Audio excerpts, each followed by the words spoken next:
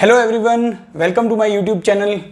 जैसा कि आप सभी जानते हैं CSIR नेट केमिकल साइंस का एग्ज़ाम 18 सितंबर 2022 को हो चुका है। आई होप अगर आपने भी इस एग्ज़ाम में अपीयर किया होगा तो आपका ये एग्ज़ाम अच्छा हुआ होगा और आप डेफिनेटली अच्छी रैंक के साथ JRF या LS क्लियर करोगे। लेकिन other side of the coin ये भी है, हम सभी जानते हैं कि JRF और LS दोनों के ही लिए लिमिटेड नंबर ऑफ सीट्स होती है और जो नंबर ऑफ कैंडिडेट जो एग्जाम में अपीयर होते हैं वो बहुत ज़्यादा होते हैं। तो यहाँ पर एक बहुत बड़ा क्वेश्चन स्टूडेंट के मन में ये आता है कि अगर मेरा CSIR नेट केमिकल साइंस का एग्ज़ाम अच्छा नहीं हुआ है तो अब आगे क्या करूँ?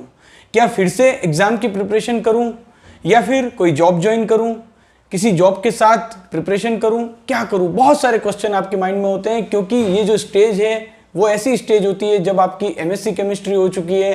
दैट मीन्स अब फैमिली वाले आपसे कुछ एक्सपेक्ट कर रहे हैं, वो एक्सपेक्ट कर रहे हैं कि आप उन्हें कुछ अर्न करके दोगे। ये एक सभी स्टूडेंट के साथ ऐसा होता होगा। आप भी अगर MSc केमिस्ट्री के बाद अगर अभी एग्ज़ाम की प्रिपरेशन कर रहे थे तो अब आपके फैमिली वाले ये कह रहे होंगे कि एग्ज़ाम भी हो चुका है, अब अगर सिलेक्शन नहीं होता है तो कई सारे जो प्रेशर है वो हमारे ऊपर आ जाता है।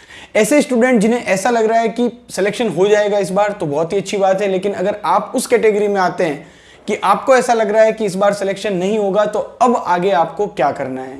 देखिए, दो तरह से इस सिचुएशन को हम एनालाइज करेंगे। अगर आपको लगता है कि फैमिली रिस्पॉन्सिबिलिटी मुझ पर ज़्यादा है और कई सारे ऐसे एक्सटर्नल प्रेशर भी मुझ पर आ रहे हैं, अगर आप एक मिडिल क्लास फैमिली से बिलोंग करते हो तो आप समझ पा रहे होंगे, इस बात से आप रिलेट कर सकते होंगे, तो आपको कोई भी जॉब ज्वाइन कर लेनी चाहिए। क्योंकि ऑलरेडी अगर आपने बहुत अच्छी प्रिपरेशन की है और कुछ मार्क्स की वजह से आपका सिलेक्शन नहीं होता है तो देयर इज हाई प्रोबेबिलिटी कि जब नेक्स्ट टाइम आप उस एग्जाम में अपीयर होंगे तब आप उसे क्रैक कर लोगे। तो जॉब के साथ भी अगर आप 3 to 4 आवर्स डेली अगर निकाल पाते हैं अपनी स्टडी के लिए तो ये बहुत अच्छे से आप अपनी प्रिपरेशन को कंटिन्यू भी कर पाएंगे, साथ ही साथ कुछ अर्निंग भी होगी तो जो फैमिली रिस्पॉन्सिबिलिटी है उसे भी आप अच्छे से निभा पाओगे। तो आपको दोनों ही तरह से सेटिस्फेक्शन मिलेगी कि मैं अपनी फैमिली रिस्पॉन्सिबिलिटी भी निभा रहा हूं और साथ ही साथ अपनी पढ़ाई भी कर रहा हूं। और चूंकि आपने ऑलरेडी अच्छे से प्रिपरेशन कर रखी है तो आपको ज़्यादा ट्रबल आएगा नहीं।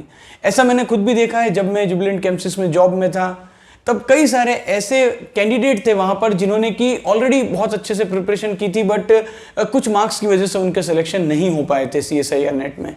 तो बाद में उन्होंने जॉब के साथ 3 to 4 आवर्स डेली निकाले और एग्जाम को क्लियर कर लिया।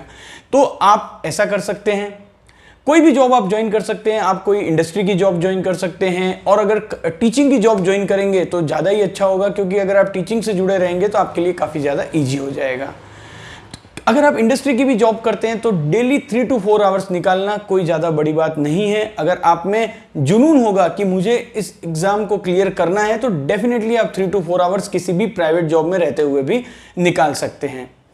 और जो सिचुएशन को दूसरी तरह से एनालाइज करने का तरीका ये है कि अगर आप उस फैमिली से बिलोंग करते हैं जहाँ पर अगर अगेन आप 6 मंथ प्रिपरेशन करते हैं और फैमिली वालों को कोई इससे तकलीफ नहीं है तो आपको जो है वो सिर्फ और सिर्फ प्रिपरेशन ही करनी चाहिए। 6 मंथ अगेन प्रिपरेशन कीजिए, अच्छे से प्रिपरेशन कीजिए और आपका जो फोकस है कि आपको नेट JRF निकालना है उस पर आप पूरी तरह से ध्यान दीजिए।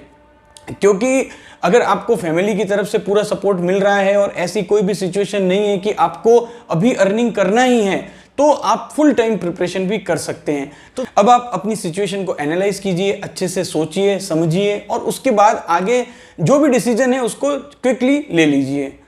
आई होप ये वीडियो आप सभी के लिए हेल्पफुल रहेगा। Thank you for watching this video.